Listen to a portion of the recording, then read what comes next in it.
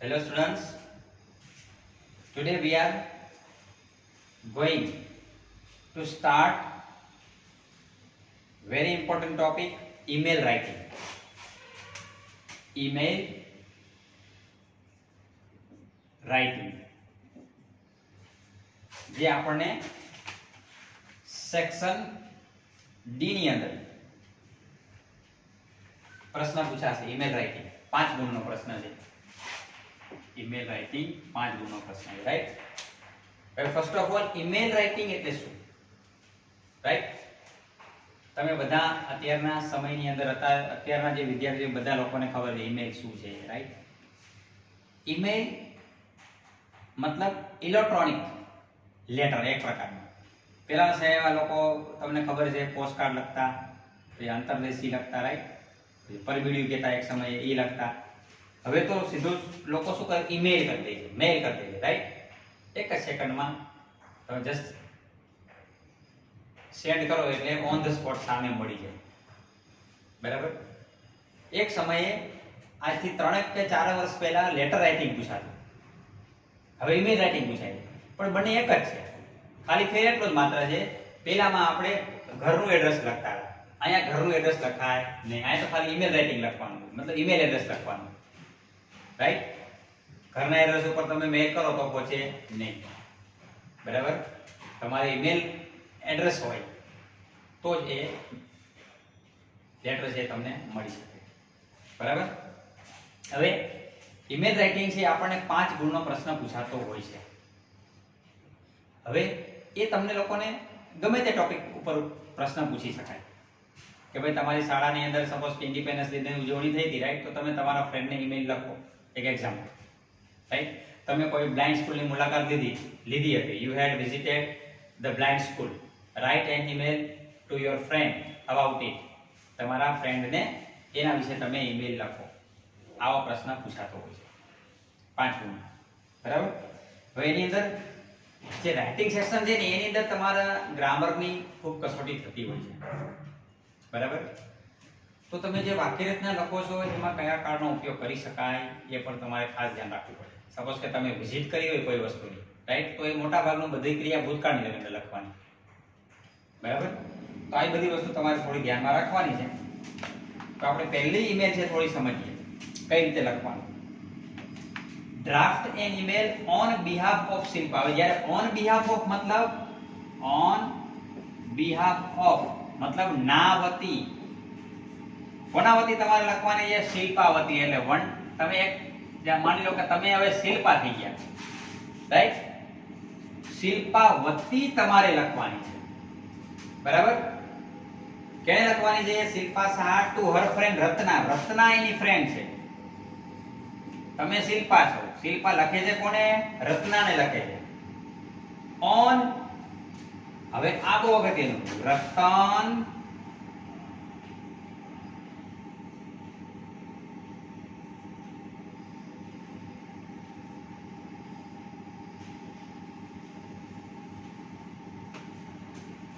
આ એનું કદાચ ઈમેલ એડ્રેસ છે, મતલબ આમાં કઈ કે રત્ના લખના એક જ મિનિટ. અહીં લખ્યું છે ratan@gmail.com gmail.com. ખાસ યાદ રાખજો, જ્યાં સુધી તમારે આની અંદર જે પ્રશ્ન આપ્યો છે એમાં જો ઈમેલ એડ્રેસ આપેલું છે, રાઈટ? એ જ ઈમેલ એડ્રેસ તમે લખી શકો છો. બીજું તમે પોતાનું લખી નાખ્યું તો માર્ક્સ મળશે નહીં. ઈમેલ એડ્રેસ લખવાનો પણ માર્ક્સ છે, યાદ રાખજો કે અડધો, બરાબર? એટલે તમારે સપોઝ કે ટુ, જેને તમારે મેલ કરવાનો છે એની સામે ટુ કરી અને પછી મેલ કરવાનો. આપણે માનો પોસ્ટ લખીએ, આપણે લેટર લખીએ છીએ, માનો પોસ્ટકાર્ડ કેવું કંઈ, તો ટુ લખીએ આપણે, રાઈટ? પછી આપણે એડ્રેસ લખીએ કે ભાઈ ચલો વિરાટનગર સેક્ટર 27 બ્લોક નંબર લખીએ, બરાબર? ગાંધીનગર, એવું બધું લખીએ. હવે અહીંયા ટુ કરીને શું લખવાનું છે? મેલ એડ્રેસ લખવાનું. તો આનું મેલ એડ્રેસ આમાં આપેલું છે. જો ન આપ્યું હોત તો તમે કદાચ બનાવી લખત ગમે તે તો ચાલે, બરાબર? પણ જ્યાં સુધી આમાં આપેલું છે ત્યાં સુધી તમારે એ જ લખવું પડે. ક્લિયર? તો ટુ, રાઈટ? ખાસ અગત્યનું છે સબ્જેક્ટ. શાના વિશે તમારે લખવાનું છે? બરાબર, માનો કે તમે મુલાકાત લીધી હોય બ્લાઇન્ડ સ્કૂલની, તો કે visit to a blind school. બરાબર. હવે અહીંયા આપણે વાંચીએ શું છે સબ્જેક્ટ એનો. Ratan l@gmail.com informing Har about the speech. જો એને એની સ્પીચ જે એને આપી હતી એના વિશે એને માહિતી આપવાની છે. that she delivered in her school elocution competition on noise pollution. જે noise pollution ઉપર એને વક્તૃત્વ આપ્યું હતું, રાઈટ, એના વિશે એને કહેવાનું છે, એની સ્પીચ વિશે. તો એનો વિષય શું છે? સ્પીચ. સબ્જેક્ટ અહીંયા શું લખ્યું છે? My speech. ખાલી સ્પીચ લખી નાખો તો પણ ચાલી જાય, સ્પીચ, રાઈટ. હવે આવે છે સેલ્યુટેશન. સેલ્યુટેશન મતલબ ડિયર. કેને લખવાનું છે? રત્ના. તો ડિયર રત્ના. અહીંયા કોઈ ટીચરને કદાચ તમારે લખવું છે રજા ચિઠ્ઠી, રાઈટ, તો પછી ડિયર ના આવે તો પછી રિસ્પેક્ટેડ થઈ જશે, રાઈટ. ત્રણ વસ્તુઓ અગત્યની. ટુ મતલબ ઈમેલ એડ્રેસ, સબ્જેક્ટ શું કહેવાનું છે આની અંદર, તમારે કયા વિશે તમારે કહેવું છે તો કે એના વિશે, અને salutation dear Ratna, dear friend, respected sir, respected teacher. બરાબર, ક્લિયર? ચલો, એટલે આનો પણ તમને 1 કે 1.5 માર્ક મળી શકે છે, ખાલી આટલું તમે લખેલું હોય ને તોય. પણ બીજું અંદર લખવું પડે. ખાલી આટલું લખીને તમે આવી જાઓ તો તમને માર્ક્સ ના મળે. બરાબર. હવે જોઈએ શું લખ્યું. An elocution competition was dear Ratna, an elocution competition was held in my school last week. વક્તૃત્વ સ્પર્ધા અમારા શાળાની અંદર ગયા અઠવાડિયે યોજાણી હતી. The topic was noise pollution. Topic શાનો હતો તો કે noise pollution, right. I got the first prize for my speech. આજે મેં સ્પીચ આપી એના માટે થઈને મને પ્રથમ ઇનામ મળ્યું. In my speech I spoke about the difference between sound and noise. મેં મારી સ્પીચની અંદર હું બોલી હતી શું ડિફરન્સ છે અવાજ અને ઘોંઘાટ. સાઉન્ડ મતલબ અવાજ, નોઇઝ મતલબ ઘોંઘાટ. અવાજ અને ઘોંઘાટમાં શું ડિફરન્સ છે એ મેં વાત કરી હતી. when the sound is too loud and disturbing, જ્યારે અવાજ છે વધારે પડતો મોટો અને ખલેલ પહોંચાડે એવો હોય તો એને કહેવાય નોઇઝ. It is noise. જે અવાજથી સામેવાળી વ્યક્તિને ડિસ્ટર્બન્સ થતું હોય તો એ અવાજ નથી પણ એ ઘોંઘાટ છે, એવું કહે છે. It is annoying and harmful. આ જે છે કેવો છે તો કે એકદમ ત્રાસદાયક છે, નુકસાનકારક પણ છે. I also informed them about how sound is measured in decibels. મેં એ લોકોને મતલબ જે શ્રોતાઓ હતા એમાં મેં માહિતી પણ આપી કે સાઉન્ડને ડેસિબલમાં કઈ રીતે મપાય. સાઉન્ડને માપવાનો એકમ છે ડેસિબલ. જેમ આપણે તાપમાન જે સેલ્સિયસમાં મપાય એવી રીતે અવાજ છે, અવાજની માત્રા છે ડેસિબલમાં મપાય, right. I then told my audience that noise causes illness and deafness. ત્યાર પછી મેં મારા ઓડિયન્સને ઘોંઘાટને કારણે જે બીમારી અને જે બહેરાશ આવે છે એના વિશે મેં વાત કરી. A person may suffer from high blood pressure. બહુ વધારે પડતા જો અવાજ ઘોંઘાટ સાંભળીએ જ રાખો આખો દાડો, રાઈટ, તો એના કારણે વ્યક્તિ છે એ હાઈ બ્લડ પ્રેશરથી પીડાઈ શકે છે. એનોયન્સ, એકદમ ચીડિયો થઈ જાય છે. એન્ઝાઇટી, ચિંતા થઈ શકે છે. ઇન્ડાઇજેશન મતલબ અપચો થઈ શકે છે. અને હાર્ટ ડિસીઝ, હૃદયની બીમારી પણ એને થઈ શકે છે. એ મેં બધે મારી ઓડિયન્સને મેં સમજાવ્યું. At the end of my speech, I talked about how we can control noise pollution. અંતે જે મારી સ્પીચ હતી મેં આપી એની અંદર મેં વાત કરી કે આપણે અવાજના પ્રદૂષણને કઈ રીતે કંટ્રોલ કરી શકીએ, right. Do write to me about my activities. Your activities. મને તારી પ્રવૃત્તિ વિશે કહેજે. Your loving friend Shilpa. Clear? તો આવી રીતે તમારે ઈમેલ રાઇટિંગ કરવાનું છે, બરાબર. હવે બધી ઈમેલ તમારે જેને કહેવાય કે વાંચી જવાની છે. એમાં અગત્યની ઈમેલ છે હું નંબર આપી દઉં છું, બરાબર. હજી આપણે એકાદી ઈમેલ લખીએ છીએ જે અગત્યની હોય એવી સમજીએ છીએ, પણ આટલી ઈમેલ તમારે લખી નાખવાની, સમજી લેવાની.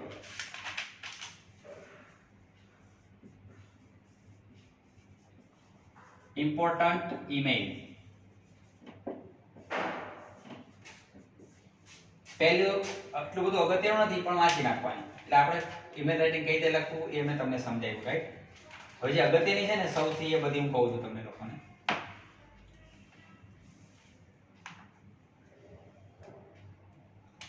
છઠ્ઠી ઈમેલ બહુ અગત્યની છે. Email number 6. આ જે નંબર આપું છે ને ઈમેલના એ તમારે ખાસ તૈયાર કરવાની. છઠ્ઠા નંબરની ઈમેલ ઘણી બધી પરીક્ષામાં પૂછાઈ ગયેલી છે. 3 ઈમેલ બહુ અગત્યની. એક આમાં લખ્યું છે ભાઈ તમે બોર્ડની પરીક્ષામાં જે પાસ થઈ ગયા છે, રાઈટ? એને તમે અભિનંદન આપતી ઈમેલ કરો છો. એક એ પૂછાય. તમે બોર્ડની પરીક્ષાની તૈયારી કેવી રીતે કરો છો એ તમે તમારા ફ્રેન્ડને ઈમેલ લખો. એક એ બહુ પૂછાતી હોય છે. અને બોર્ડની પરીક્ષા પાસ થઈ ગયા પછી તમારો શું આયોજન છે એ ઈમેલ બહુ પૂછાતી હોય છે. એટલે આ 3 ઈમેલ બહુ અગત્યની. બરાબર? તેમાં છઠ્ઠી ઈમેલ છે draft an email on behalf of Kiran Dave to her sister Rupal on rupal2010@gmail.com congratulating her on her success at the board examination. શું કીધું?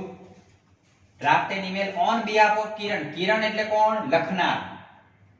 જે વ્યક્તિ ઈમેલ લખે છે હવે એના વતી તમારે લખવાની છે, રાઈટ? એટલે તમે કિરણ થઈ ગયા. Insert Kiran Dave to her sister, એ એની બેન રૂપલ ને ઈમેલ લખે છે. ઓન, હવે મતલબ શું છે? rupal2010@gmail.com એનું ઈમેલ એડ્રેસ છે, right? congratulating her on her success at the board examination. એને જે સફળતા મેળવી છે બોર્ડની પરીક્ષાની અંદર, રાઈટ? એના વિશે એને ઈમેલ લખવાની. તો ટુ મતલબ ઈમેલ એડ્રેસ. ટુ મતલબ ઈમેલ એડ્રેસ શું છે? rupal2010@gmail.com. સબ્જેક્ટ શું છે? અભિનંદન આપવાનો છે એટલે congratulation. Dear Rupal, salutation. Dear Rupal, congrats. હવે આમાં સીધું એમ જ લાગે congratulation on your grand success at the board examination. તે જે બોર્ડની પરીક્ષામાં જબરજસ્ત ભવ્ય જે સફળતા મેળવી એ બદલ તને ખૂબ અભિનંદન. All of us are very proud of you. અમને બધાને તારા ઉપર ખૂબ જ ગર્વ છે. યુ રિયલી ડિઝર્વ શબ્દ યાદ રાખજો. ડિઝર્વ મતલબ લાયક. You really deserve this because we all know how hard you have worked throughout the year. અમે બધા ખૂબ જ અમને બધાને ખૂબ જ ગર્વ છે તારા ઉપર. અને ખરેખર તું એના માટે લાયક છે. કારણ કે અમને તો ખબર જ હતી કે તે આખા વર્ષ દરમિયાન તે કેટલું બધું મહેનત કરી છે. એ અમે જોયું છે. એટલે તું આ સફળતા માટે થઈને તું લાયક છે. I know your ambition is to become a chartered accountant. મને ખબર છે તારું મહત્વાકાંક્ષા શું છે. એમ્બિશન મતલબ મહત્વાકાંક્ષા. શું બનવાની છે? ચાર્ટર્ડ એકાઉન્ટન્ટ બનવાની છે, right? So what have you decided to do in that direction? Do let me know. તો એ દિશામાં તે શું વિચાર્યું છે એ અમને જરા કહેજે, right? I shall come home as soon as my leave is granted. હું જેમ બને એમ જલ્દી ઘરે આવીશ. મારી જેમ રજા જે મંજૂર થશે તરત હું ઘરે આવી જઈશ. બરાબર? Give my regards to mother and father, yours lovingly, કિરણ. મતલબ કિરણ કોઈ બીજી જગ્યાએ રહે છે, હોસ્ટેલમાં કે બીજી કોઈ જગ્યાએ બહાર. બરાબર? અને એ ઈમેલ લખે છે એની બેનને. ક્લિયર? તો છઠ્ઠી ઈમેલ બહુ અગત્યની છે, ખાસ યાદ રાખજો. પછી એક સાતમી ઈમેલ. બર્થડે માં એને ભેટ મળી છે, એના કાકાએ ભેટ આપી છે અને એનો આભાર માનતો ઈમેલ લખવાની છે, રાઈટ? એ પણ બહુ અગત્યની છે, ખાસ ધ્યાન રાખજો. પછી આવે છે નવમી, જે આપણા સ્વાસ્થ્યનું શું મહત્વ છે, ફિટનેસનું શું મહત્વ છે અને સાદા સરળ ખોરાકનું શું મહત્વ છે, રાઈટ? એના વિશે ઈમેલ લખવાની છે. એટલે નવમી ઈમેલ. 11મી ઈમેલ અને છેલ્લે આવે છે 14મી ઈમેલ. સોરી, છેલ્લે આપણે કહીએ છીએ 19મી ઈમેલ. આ 5 ઈમેલ બહુ અગત્યની છે. પહેલા તબક્કે તમે આ 5 બરાબર તૈયાર કરી નાખો. બરાબર? 6ઠ્ઠી, 7મી, 9મી, 11મી અને 19મી. 19મી તો બહુ બધી વખત પૂછાઈ ગઈ છે અને એની ચર્ચા પણ આપણે અત્યારે કરીએ છીએ. બરાબર? ચલો. Draft an email on behalf of Pratiksha to his class teacher asking for leave as he is not well. Right.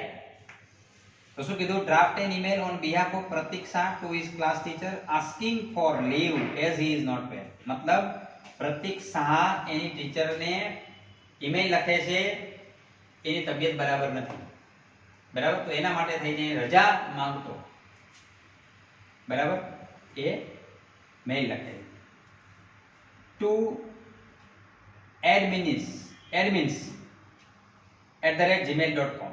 હવે આ પર્સનલ ટીચરનો જે મેલ એડ્રેસ હોય એમાં ના લખવાનું, સ્કૂલમાં જવાની છે, બરાબર, પ્રિન્સિપાલની ઓફિસમાં કે જે એડમિનનું બધું સંભાળતા હોય ત્યાં. તો એ admins@gmail.com. સબ્જેક્ટ લીવ સેન્કશન, મતલબ રજા મંજૂરી. Respected sir, I have been suffering from viral fever since yesterday. હું ગઈકાલથી, since yesterday મતલબ ગઈકાલથી હું વાયરલ ફીવરથી પીડાઈ રહ્યો છું. The doctor has advised me complete bed rest for 4 days. ડોક્ટરે મને સલાહ આપી છે સંપૂર્ણ આરામ કરવાની 4 દિવસ સુધી. I am writing this letter to request you to grant me this leave. હું તમને આ લેટર લખી રહ્યો છું કે તમે મને આ જે મેં લીવ માટેની અરજી કરી છે, રાઈટ, એ તમે મારી લીવ મંજૂર કરો, રજા મંજૂર કરો. I promise to make up for the lessons which I will miss during this time. હું તમને વચન આપું છું કે આ સમય દરમિયાન મેં જે કંઈ અભ્યાસ મિસ કરીશ એ હું પૂરો કરી દઈશ, એનું હું તમને વચન આપું છું. I have attached the medical certificate along with this letter. આ લેટર જોડે હું મેડિકલ સર્ટિફિકેટ પણ અટેચ કરું છું. Thank you, yours faithfully Pratiksha, standard 10. Right. તો આવી રીતે તમારે ઈમેલ લખવાની છે. આટલી ઈમેલ બહુ અગત્યની છે. આના આધારે તમે બીજી ઈમેલ પણ કદાચ પૂછે તો લખી શકશો, બરાબર. તો ઈમેલ રાઇટિંગ આપણે અહીંયા પૂરું કરીએ છીએ. હવે આપણે એક બીજો ટોપિક જોડે લઈ લઈએ છીએ, પિક્ચર ડેસ્ક્રિપ્શન, ચિત્રનું વર્ણન, બરાબર, ચિત્રનું વર્ણન. પેજ નંબર 110, પેજ નંબર 110, ગ્રામરના પેજ નંબર કાઢો 110. ટોપિકનું નામ છે પિક્ચર ડેસ્ક્રિપ્શન.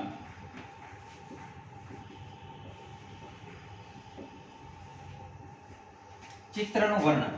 ચિત્ર જે આપેલું છે એનું તમારે વર્ણન કરવાનું, બરાબર. એ આપણને પૂછાય છે 5 ગુણ. પિક્ચર ડેસ્ક્રિપ્શન આપણને પૂછાય છે 5 ગુણ. છેલ્લો પ્રશ્ન છે describing the picture in about 10 sentences, right.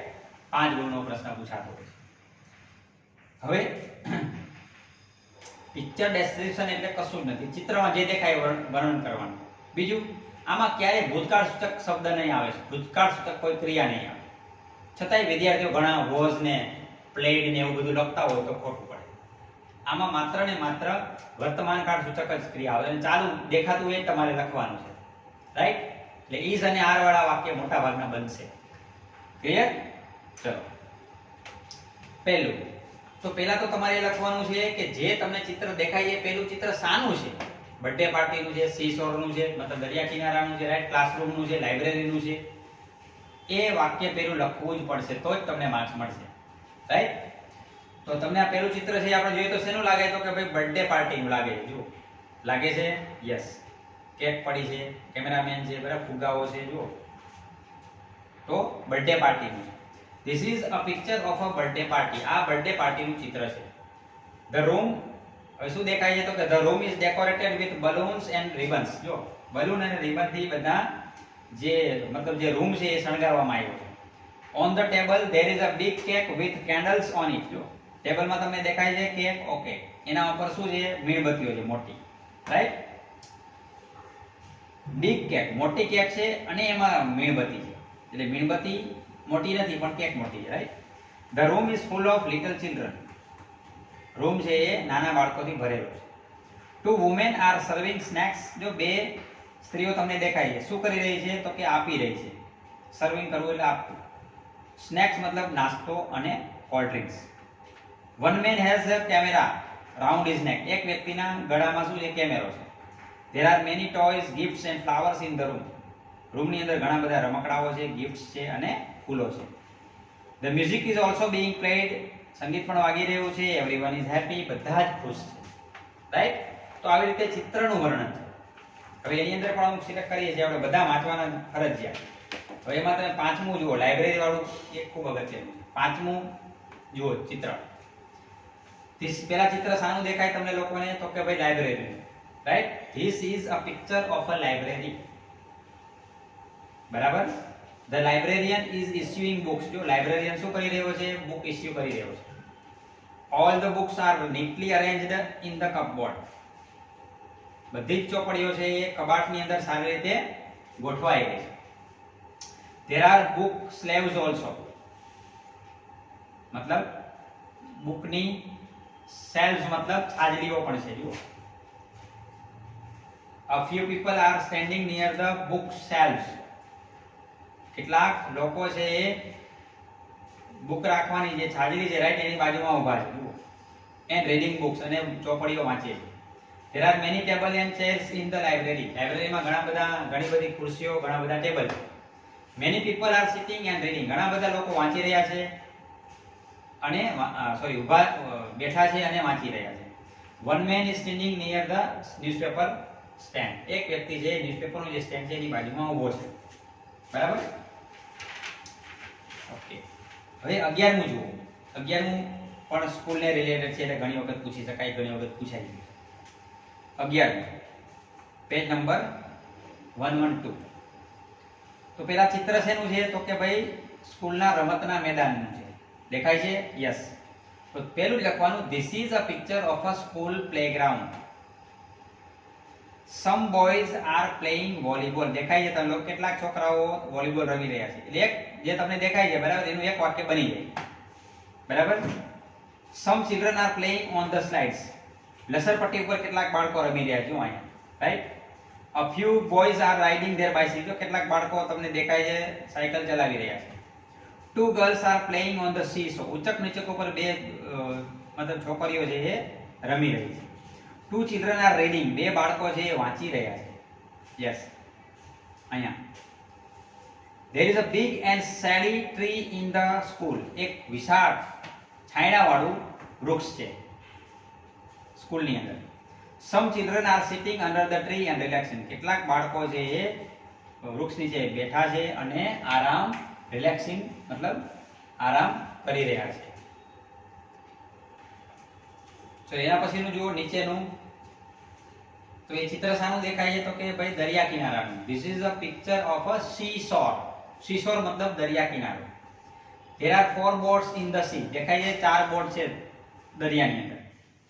Some boys are playing volleyball on the beach. જો કેટલાક બાળકો છે એ બીચ ઉપર વોલીબોલ રમી રહ્યા છે. Some children have made a sand castle. રેતીમાં જે બનાવે ને, રેતીમાં જે મહેલ બનાવે આપણે, એ sand castle. Many people are taking a walk on the beach. કેટલાક લોકો છે એ બીચ ઉપર ચાલી રહ્યા છે. There is a camel cart and a horse cart too. ઊંટગાડી પણ છે અને ઘોડાગાડી પણ છે. Children are enjoying rides in them. બાળકો એની અંદર સવારી કરવાનો આનંદ માણી રહ્યા છે, right? There is a balloon man and an ice cream seller on the beach. ફુગાવાળો છે અને આઈસ્ક્રીમ વેચનાર પણ છે. તો આવી રીતે તમારે લોકોએ જે પિક્ચર ડેસ્ક્રિપ્શન છે એની અંદર ચિત્રમાં જે દેખાય ને એ લખવાના. બરાબર? અને ઇઝ અને આર વાળા વાક્ય આવશે. ક્યારે વોઝ વાળા વાક્ય લખવાના નથી, વર વાળા વાક્ય લખવાના નથી, રાઈટ? એટલે તમને સારા માર્ક્સ મળી શકે. જે ચિત્રમાં દેખાય એ લખવાનું, બસ, બીજું કશું જ નથી. ક્લિયર? તો આવી રીતે અહીંયા આપણે પિક્ચર ડેસ્ક્રિપ્શનનો પ્રશ્ન પણ પૂરો થયો. આપણે મોટા ભાગના ટોપિક પૂરા થયા. એસે રાઇટિંગ જે છે, એસે રાઇટિંગમાં હું તમને આઈએમપી એસે બધા આપી દઈશ. બરાબર? એટલે આપણે મોટા ભાગનું કામ અહીંયા આપણું પૂરું થયું. બરાબર? ઓકે, ચલો, ગુડ ડે, બાય.